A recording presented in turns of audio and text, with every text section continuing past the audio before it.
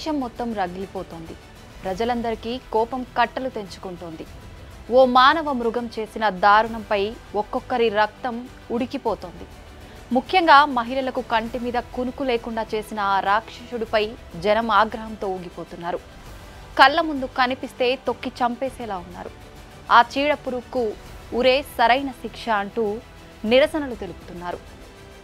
నిర్భయ ఘటన జరిగి 12 ఏళ్లు గడుస్తున్నా దేశంలో మళ్లీ అలాంటి పరిస్థితులే ఉండటంపై బగ్గుమంటున్నారు. కొత్త చట్టాలు ఎన్ని వచ్చినా మహిళలకు రక్షణ లేదంటూ ఆందోళనలు చేస్తున్నారు. మమ్మల్ని బతకనివ్వరా అంటూ పాలకులను దేశ ప్రజలు ప్రశ్నిస్తున్నారు. ఎన్నాళ్లు తమపై అఘాయిత్యాలు చేస్తారంటూ మండిపడుతున్నారు.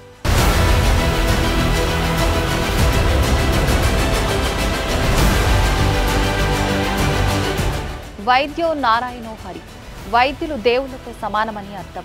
అలాంటి వైద్యులకే రక్షణ లేకుండా పోతే, ప్రాణం పోయాల్సిన వైద్యుల ప్రాణాలు తీసుకుంటూ పోతే, మరికొద్ది రోజుల్లో స్టెథోస్కోప్ పట్టుకుని ప్రజలకు వైద్య సేవలు అందించేందుకు ట్రైనింగ్ అవుతున్న వైద్య విద్యార్థినిని అత్యంత కిరాతకంగా పొట్టన పెట్టుకున్నాడు ఓ కీచకుడు. పశ్చిమ బెంగాల్ రాజధాని కోల్కతాలో జరిగిన ఈ అమానుష ఘటన యావత్ దేశాన్ని కుదిపేస్తోంది. కోల్కతాలోని ఆర్జికర్ మెడికల్ కాలేజీలో ట్రైనీ డాక్టర్ను దారుణంగా అత్యాచారం చేసి చంపేశారు. ఈ అత్యాచార హత్య ఘటన యావత్ దేశాన్ని దిగ్భ్రాంతికి గురి చేస్తోంది. ఈ కేసులో బాధితురాలికి న్యాయం చేయాలని డాక్టర్లు, ప్రజలు రోడ్డెక్కి నిరసన తెలుపుతున్నారు. భారతీయ మెడికల్ హిస్టరీలోనే ఓ డాక్టర్పై ఇంతటి దారుణం జరగటం ఇదే తొలిసారి. ప్రస్తుతం ఈ కేసును సిబిఐ విచారిస్తుండగా ఆ రోజు జరిగిన ఘటనలపై అనేక కొత్త విషయాలు ప్రతిరోజు వెలుగు చూస్తున్నాయి. ఆర్జికర్ మెడికల్ కాలేజీ అవినీతి పుట్టగా మారిపోయిందనే విమర్శనలు వెల్లువెత్తుతున్నాయి. మాజీ ప్రిన్సిపల్ సందీప్ ఘోష్ అవినీతి అంతా ఇంతా కాదని తెలుస్తోంది. దేశాన్ని కుదిపేస్తున్న ఈ ఘటన వివరాల్లోకి వెళ్తే, ఆగస్టు 9న కోల్కతాలోని ఆర్జికర్ మెడికల్ కాలేజ్ అండ్ హాస్పిటల్లోని సెమినార్ హాల్లో ఉదయం 9 గంటలకు ట్రైనీ డాక్టర్ మృతదేహం లభ్యమైంది. అయితే బాధితురాలు ఆత్మహత్య చేసుకుందని తల్లిదండ్రులకు సమాచారం అందించారు. ఆ తర్వాత పోలీసు అధికారులు అక్కడికి చేరుకున్నాక అత్యాచారం, హత్యగా నిర్ధారించారు.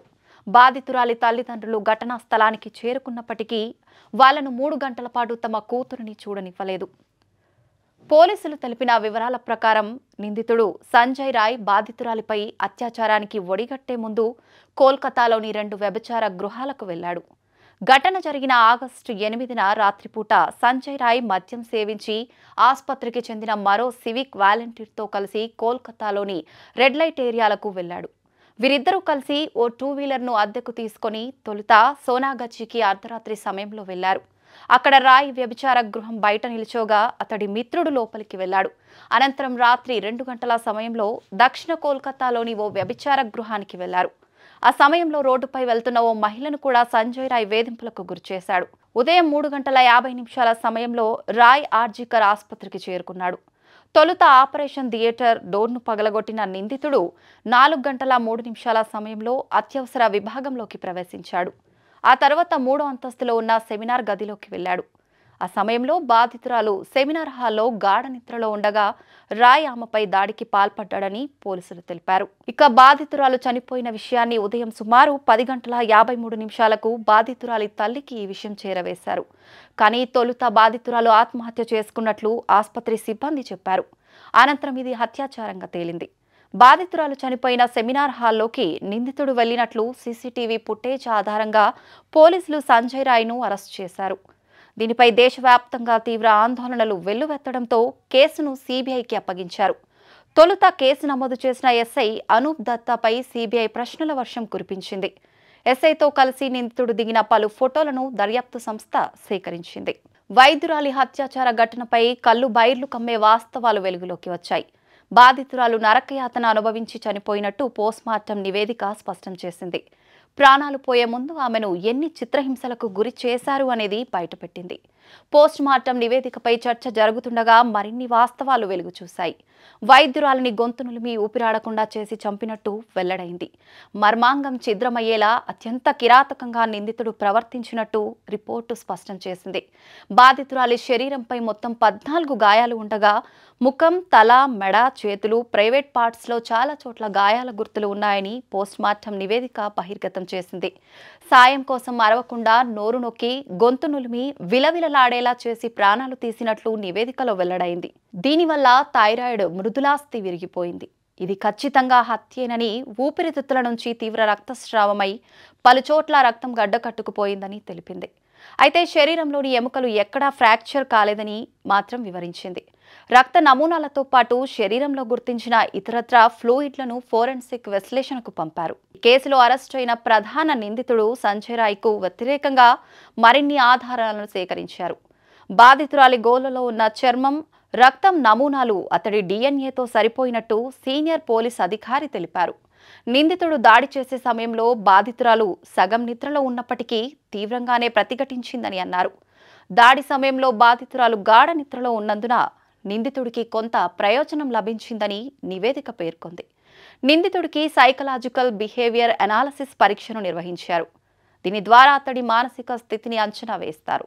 ఈ నివేదిక ఆధారంగా కేసులో మరింత ముందుకెళ్లొచ్చనే అభిప్రాయం వ్యక్తమవుతోంది. Trainee doctor post mortem reports social మీడియాతో పాటు ఇతర న్యూస్ ఏజెన్సీల్లో వచ్చిన వార్తల్ని కోల్కతా పోలీసులు ఖండించారు. పోస్ట్ మార్టం ప్రక్రియ మొత్తం మెజిస్ట్రేట్ ఎదుటే జరిగింది. దానిని మొత్తం వీడియో తీశారు. అందులో ఎక్కడా కూడా ఆమె శరీరంలో ఎముకలు విరిగినట్లు ప్రస్తావించలేదు. ఒక దశలో ఆమెపై సామూహిక అత్యాచారం జరిగిందన్న వార్తలు వచ్చాయి. ఆమె శరీరంలో 150 మిల్లీగ్రాముల వీర్యం ఉన్నట్లు పోస్ట్ మార్టంలో గుర్తించారని, వాటి సారాంశం ఆమె తల్లిదండ్రులు కోర్టులో వేసిన పిటిషనే ఈ సమాచారానికి మూలమని పలు కథనాలు ఊటంకించాయి. దీనిపై కోల్కతా పోలీస్ చీఫ్ వినేష్ గోయల్ మాట్లాడుతూ 150 mg వీర్యం గుర్తించినట్లు కొందరు చెప్పారు. వారికి ఇలాంటి సమాచారం ఎక్కడ దొరుకుతుందో తెలియటం లేదు. ఇది మీడియాలో వివిధ రూపాల్లో చక్కర్లు కొడుతోంది. ప్రజల్లో గందరగోళం సృష్టించేందుకే ఇలాంటి ప్రయత్నాలు జరుగుతున్నాయని ఆయన అసహనం వ్యక్తం చేశారు. యావత్ దేశాన్ని నిర్ఘాంతపరిచిన హత్యాచార ఘటనపై సర్వోన్నత న్యాయస్థానం తీవ్ర ఆవేదన వ్యక్తం చేసింది. ఈ కేసును సుమాటోగా తీసుకున్న సుప్రీంకోర్టు ఆర్జీకర్ వైద్య కళాశాల ఆసుపత్రిలో జరిగిన ఈ ఘటనను అత్యంత పాశవికం, భయంకరమైందిగా పేర్కొంది. కేసులో ఎఫ్ఐఆర్ దాఖలు చేయడంలో జరిగిన అసాధారణ జాప్యంపై పశ్చిమ బెంగాల్ ప్రభుత్వాన్ని తప్పుపట్టింది. నేరస్థలం సంరక్షణలో వైఫల్యానికి పోలీసులను నిలదీసింది. వైద్య కళాశాల ప్రిన్సిపల్ వ్యవహరించిన తీరుపై మండిపడింది. వైద్య సేవల రంగంలో పనిచేస్తున్న మహిళలు, యువ వైద్యులు, సిబ్బంది భద్రతా విషయంలో సంస్థాగత లోపాలు ఉన్నాయంటూ ఆందోళన వ్యక్తం చేసింది. ఈ కేసుకు సంబంధించిన పూర్తి నివేదిక సమర్పించాలని బెంగాల్ ప్రభుత్వాన్ని ప్రధాన న్యాయమూర్తి జస్టిస్ డివై చంద్రచూడ్ నేతృత్వంలోని ధర్మాసనం ఆదేశించింది. ఆర్జీకర్ మెడికల్ కాలేజీలో ఘటన జరిగిన తర్వాతి పరిణామాలపై సుప్రీంకోర్టు ఆగ్రహం వ్యక్తం చేసింది. College principal doctor Sandip Ghosh దీనిని ఆత్మహత్యగా చిత్రీకరించే ప్రయత్నం చేశారని, అంత ఘోరం జరిగితే ఆత్మహత్య అని ఎలా చెప్పారు అని సుప్రీంకోర్టు ప్రశ్నించింది. మృతదేహాన్ని కుటుంబ సభ్యులు అప్పగించిన చాలా గంటల తర్వాత ఎఫ్ఐఆర్ నమోదు చేయడంతో పాటు తల్లిదండ్రులను 3 గంటల పాటు కూతురిని చూసేందుకు ఎందుకు అనుమతించలేదని న్యాయమూర్తి ప్రశ్నించారు. పోలీసులను బెంగాల్ ప్రభుత్వం వ్యవహరించిన తీరును సుప్రీంకోర్టు తప్పుపట్టింది. ప్రస్తుతం ఉన్న చట్టాలు వైద్యులు, వైద్య రంగంలోని ఉద్యోగులకు భద్రతా వాతావరణాన్ని కల్పించడం లేదని సుప్రీంకోర్టు తెలిపింది. వైద్యుల భద్రత కోసం జాతీయ కార్యదళం నేషనల్ టాస్క్ ఫోర్స్ NTF ఏర్పాటు చేస్తున్నామని చీఫ్ జస్టిస్ డివై చంద్రచూడ్ తెలిపారు. పని ప్రదేశంలో భద్రత కల్పించడం కోసం జాతీయ నిబంధనలను రూపొందించడానికి NTF ఏర్పాటు చేస్తూ ఆదేశాలు వెలువరించారు. Surgeon vice admiral Arti Sarin నేతృత్వం వహించే ఈ కార్యదళంలో ప్రముఖ వైద్యులు, నిపుణులు సభ్యులుగా ఉంటారు. అన్ని ఆసుపత్రుల్లో సురక్షిత పరిస్థితులను కల్పించేందుకు చేపట్టాల్సిన చర్యలపై 3 వారాల్లో నివేదిక ఇవ్వాలని NTFను ధర్మాసనం ఆదేశించింది. వైద్యుల భద్రత కోసం సుప్రీంకోర్టు నియమించిన నేషనల్ టాస్క్ ఫోర్స్లో 2 హైదరాబాద్ ప్రముఖులు ఉన్నారు. ఒకరు AIG hospitals chairman doctor D Nageshwar Reddy కాగా మరొకరు Delhi AIIMS director doctor Srinivas. వీరితో పాటు doctor Pratima Murthy, doctor Govardhan Dutt, doctor Soumitra Rawat, professor Anita Saxena, professor Pallavi Saple, doctor Padma Srivastava NTF సభ్యులుగా నియమితులయ్యారు. కేంద్ర కేబినెట్ కార్యదర్శి, హోంశాఖ కార్యదర్శి, ఆరోగ్య కుటుంబ సంక్షేమ శాఖ కార్యదర్శి, జాతీయ ఆరోగ్య కమిషన్ చైర్పర్సన్, జాతీయ పరీక్షా మండలి అధ్యక్షుడు సభ్యులుగా ఉంటారు. హాస్పిటల్స్లో వైద్యుల భద్రతపై సుప్రీంకోర్టు కీలక సూచనలు చేసింది. ఆసుపత్రుల్లో అత్యవసర సేవలు అందించే గదుల వద్ద అదనపు భద్రతా ఏర్పాట్లు చేయాలని చెప్పింది. ఆసుపత్రుల్లోకి ప్రమాదకర వస్తువులు రాకుండా బ్యాగేజీ తనిఖీ చేయాలి. పేషెంట్లు కాకుండా లోపలికి వచ్చే సందర్శకుల సంఖ్యపై పరిమితి ఉండాలి. రద్దీని నిర్వహించడానికి భద్రతా సిబ్బందికి ఏర్పాటు చేయాలి. వైద్యులు, నర్సులకు విశ్రాంతి గదుల వసతి కల్పించాలి. మహిళలు, పురుషులకు వేర్వేరుగా గదులు ఉండాలి. Biometric, face recognition equipments install చేసి హాస్పిటల్లోని అన్ని ప్రాంతాల్లో సరిపడా వెలుతురు, సీసీ కెమెరాలను అమర్చాలని సుప్రీంకోర్టు సూచించింది. మరీ ముఖ్యంగా రాత్రి 10 గంటల నుంచి తెల్లవారుజామున 6 గంటల మధ్యలో రవాణా సదుపాయం కల్పించాలని తెలిపింది. ఆర్జికర్ మెడికల్ కళాశాల అవినీతి పుట్టగా మారిపోయిందనే విమర్శనలు వెల్లువెత్తుతున్నాయి. ఆ కళాశాల మాజీ ప్రిన్సిపల్ సందీప్ ఘోష్ అవినీతి అంతా ఇంతా కాదని తెలుస్తోంది. చివరికి అనాథ శవాలను కూడా సందీప్ ఘోష్ విక్రయించేవాడని, బంగ్లాదేశ్కు అక్రమంగా ఔషధాలను ఎగుమతి చేసేవాడని మాజీ ఉద్యోగి పేర్కొన్నారు. వాడేసిన సిరంజులు, ఇతర సామాగ్రిని కూడా రీసైక్లింగ్ చేసి సొమ్ము చేసుకునేవాడని తెలిసిందే. గత ఏడాది వరకు ఇదే కళాశాలలో పనిచేసి ప్రస్తుతం ముర్షిదాబాద్ డిప్యూటీ మెడికల్ కాలేజ్ సూపరింటెండెంట్గా ఉన్న అఖ్తర్ అలీ పలు విషయాలపై ఈయనపై ఉన్నతాధికారులకు గతంలోనే ఫిర్యాదు చేశారు. తాజాగా ఈ ఆరోపణలపై ఏర్పాటైన సిట్ ఇటీవల అఖ్తర్ను విచారణకు పిలిపించింది. ఆయన ఫిర్యాదుల ఆధారంగా ఘోష్పై ఎఫ్ఐఆర్ నమోదైంది. అనాథ శవాలు, వినియోగించిన సిరంజులు, సెలైన్ బాటిల్స్, రబ్బర్ గ్లౌజుల వంటివి ఆసుపత్రిలో ప్రతి 2 రోజులకు 500 నుంచి 600 కిలోలు పోగయ్యేవి. వాటిని 2 బంగ్లాదేశీ వాసుల సాయంతో ఘోష్ రీసైక్లింగ్ చేయించేవాడు. వీటిపై ఆలీ అప్పట్లోనే విజిలెన్స్ కమిషన్, ఏసీబీ, హెల్త్ డిపార్ట్మెంట్లకు ఫిర్యాదు చేశాడు. అప్పట్లో ఆయనపై వేసిన ఎంక్వైరీ కమిటీలో తాను కూడా సభ్యుణ్ణని, అతడు దోషిగా తేలినా ఎవరూ చర్యలు తీసుకోలేదని పేర్కొన్నాడు. ఇక సందీప్ ఘోష్ తరచూ భార్యపై అమానవీయంగా దాడికి పాల్పడినట్లు ఆరోపణలు ఉన్నాయి. ఆమె సిజేరియన్ చేయించుకొని బిడ్డకు జన్మనిచ్చిన 14 రోజుల తర్వాత ఘోష్ తీవ్రంగా ఆమెపై దాడి చేసినట్లు ఇరుగు పొరుగు వారు చెబుతున్నారు.